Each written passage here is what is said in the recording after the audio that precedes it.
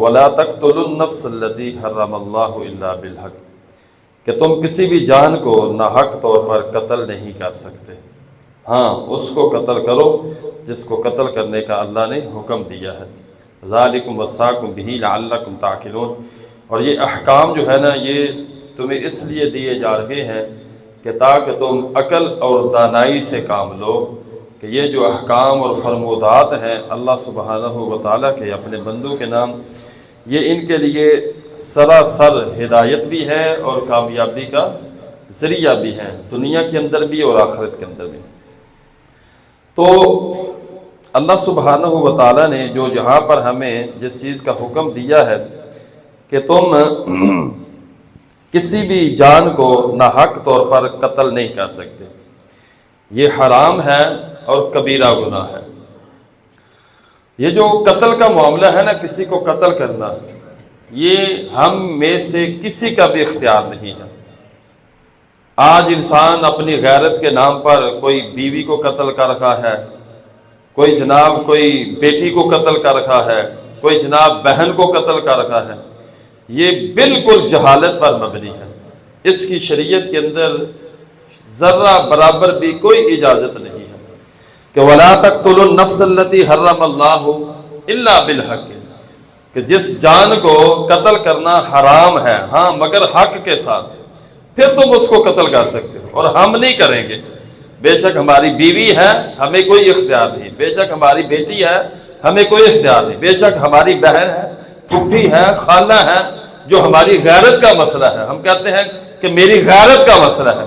کہ اس نے معاشرے کے اندر میری ناک کٹوا دی ہے، اور ہم اس کو جناب وہ صفحہ ہستی سے مٹا دیتے ہیں، اور اس کو جناب کسی نہ کسی طریقے سے،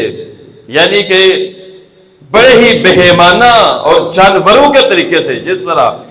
ایک جانور کی جان لی جاتی ہے، آج مسلمان کے لیے جانوروں کا طریقہ اختیار کیے ہوئے ہیں۔ اور یہ ایسا کیوں ہے؟ یہ جہالت ہے، لا علمی ہے، نادانی ہے، شریعت کا صحیح طور پر فہم نہیں ہے، شریعت کی بصیرت نہیں ہے، شریعت کے احکام کو صحیح طور پر ہم جانتے نہیں ہیں۔ کہ دیکھیں کہ اللہ نے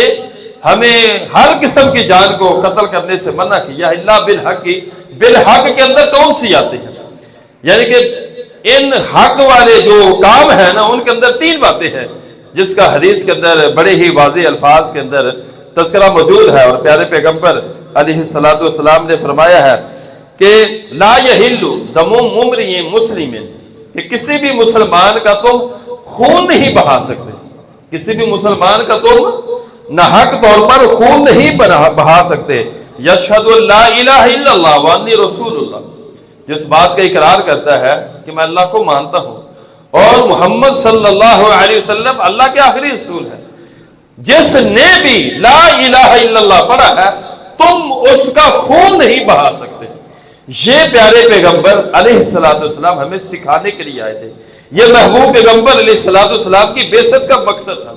اور زمانہ جاہلیت کے اندر انسان اور جانور تو برابر ہو چکے تھے، جس طرح جانوروں کے ساتھ سلوک تھا اسی طرح انسانوں کے ساتھ بھی کیا جاتا تھا، اور آج بھی وہ روش اور طریقہ جو ہے وہ واپس پلٹ چکا ہے، کہ جس طرح ایک جانور کی کوئی اہمیت نہیں، انسان کی نظر کے اندر بھی ایک جانور ہے جو گاڑی پر بیٹھا ہے، وہ اپنی آنکھیں بند کر کے اتنی تیز سپیڈ سے جاتا ہے، آگے کتا ہے تو اس کو کچل دیتا ہے، بکری ہے تو اس کو کچل دیتا ہے، ایک چھوٹا جانور ہے تو اس کو کچل کے رکھ دیا، کیوں؟ یہ تو جانور ہے۔ اور آج انسان نے انسان کو بھی ایسا ایک رویہ دے دیا ہے، جس کا جو چاہتا ہے جی چاہتا ہے وہ اس نے ایک مسلمان کو قتل کرنا، انسان کو قتل کرنا تو ایک بالکل کھیل اور تماشا بنا دیا ہے، کہ جس طرح انسان کھیل سے محظوظ ہوتے ہیں، لذت حاصل کرتے ہیں، انٹرٹینمنٹ کے لیے کھیل ہوتی ہے، آج مسلمان کا خون انٹرٹینمنٹ بن چکا ہے۔ اور اللہ سبحانہ و تعالیٰ نے ہمیں سختی سے اس کا منع کیا ہے، حرام کیا ہے، کہ جس نے بھی لا الہ الا اللہ کا اقرار کیا ہے اور محمد رسول اللہ کہتے ہیں، تم اس کا خون نہیں بہا سکتے۔ ہاں، تین خون ایسے ہیں جن کو تم بہا سکتے ہو، اور وہ بھی تم نہیں، تمہارا وقت کا بادشاہ، وہ بھی باپ نہیں، بھائی نہیں، خامد نہیں۔ اگر کسی نے کوئی ایسا کام کا ارتکاب کیا ہے اور شریعت نے اس کی سزا قتل مقرر کی ہے تو اس کا کیس عدالت کے اندر جائے گا، وقت کے بادشاہ کے پاس جائے گا، وقت کے حکمران کے پاس جائے گا اور وہ اس کا فیصلہ کرے گا۔ تو اللہ کے محبوب علیہ الصلوۃ والسلام نے فرمایا الا بإحدى ثلاث، تین کا خون بہا سکتے ہو۔ پہلا السیب الزانی، جو شادی شدہ ہے اور بدکاری کرتا ہے، چاہے وہ جوان ہے یا بوڑھا ہے، شادی شدہ ہے اور اس نے بدکاری کا، زنا کا علی اعلان ارتکاب کیا ہے، اس کا خون بہا سکتے ہو۔ اور دوسرا والنفس بالنفس، کہ جس نے کسی کو ناحق طور پر قتل کیا ہے، اس کے بدلے کے اندر اس کا خون بہایا جا سکتا ہے۔ اور دوسرا کیا ہے؟ تیسرا والتارک لدینہ المفارق للجماعہ، کہ جس نے اپنا دین بدل دیا، من بدل دینہ فاقتلوہ، جو دین اسلام چھوڑتا ہے، یہودی اور عیسائی بنتا ہے، یا مرتد ہو جاتا ہے، یا ملحد ہو جاتا ہے، یا طاہریہ ہو جاتا ہے، اس کا اللہ پر، رسول پر ایمان ہی نہیں۔ اور آج ہمارے معاشرے کے اندر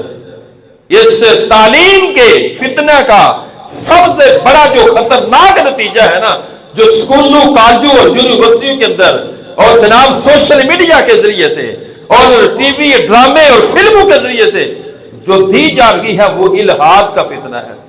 جو ہماری نسل نو کو، ہمارے نوجوانوں کو، بیٹوں کو اور بیٹیاں کو بے دین بنا رہا ہے، اور وہ دین سے آزادی چاہتے ہیں، وہ کسی بھی ریلیجن کو فالو نہیں کرنا چاہتے، اس کو ملحد کہتے ہیں اور الحاد کہتے ہیں اور طاہریہ کہتے ہیں، جس کا اللہ پر کوئی ایمان نہیں ہے، کہ دنیا کے اندر جو کچھ ہو رہا ہے یہ ایک آٹو سسٹم ہے، آٹو سسٹم کہتا ہے خود بہت ہی یہ نظام بن گیا ہے، انسان آتا ہے اور مر جاتا ہے، اندھیرا ہے پھر روشنی ہے، زندگی ہے اور پھر موت ہے، جوانی ہے اور بڑھاپا ہے، نیند ہے اور اٹھنا اور کھانا پینا ہے، یہ ایک آٹو سسٹم ہے۔ ایک آٹو سسٹم کے تحت جو ملحد ہے نا، جو الحاد کا شکار ہوتا ہے، اس کی یہ سوچ بن جاتی ہے۔ اور آج ہمارے 70 یا 80% طبقہ ایسا ہے کہ جس کے پاس علم ہے تو نہ ہونے کے برابر ہے، اور وہ اتنا محدود اور کمزور علم ہے کہ جو انسان کو الحاد کی طرف لے کر جاتا ہے کہ میں کسی ریلیجن کو فالو نہیں کرتا۔ تو ادھر بھی یہاں پر بھی یہ ہے کہ من بدل دینہ، جو کہتا ہے میں مسلمان نہیں، اس کی گردن کاٹ دو۔ اسلام سچا دین ہے، وَمَن يَبْتَغِ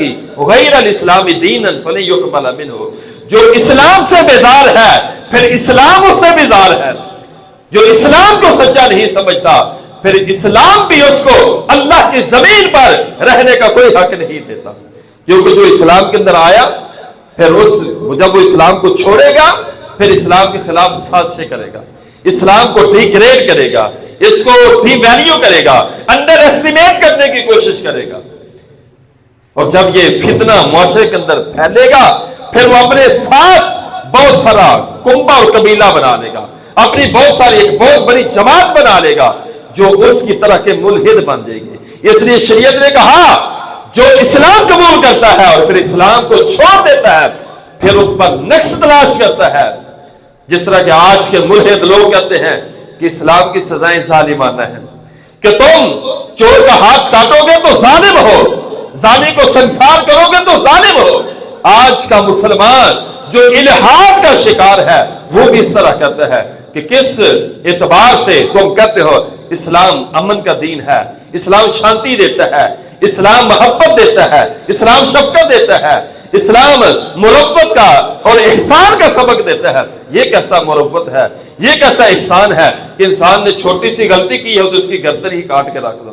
تو یہ ملحد قسم کے لوگ جو معاشرے میں جنم لیتے ہیں، اسلام کے خلاف باتیں کرتے ہیں، اسلام کو جب بدنام کرنے کی کوشش کریں گے تو پھر شریعت نے کیا کہا؟ صحیح بخاری کے الفاظ ہیں من بدل دینہ فاقتلوہ، جو دین اسلام کو چھوڑتا ہے تم اس کو قتل کر دو۔ ہم نہیں کریں گے، وقت کی حکومت کریں گے، وقت کا حکمران عدالت کے ذریعے سے یہ فیصلہ صادر فرمائے گا۔ کیوں؟ اگر ہم اپنی مرضی سے ان سزاؤں کو نافذ کرنا شروع کر دیں گے پھر معاشرے کے اندر ہراسمنٹ آئے گی، پھر معاشرے کے اندر خوف و ہراس اور فساد جنم لیں گے،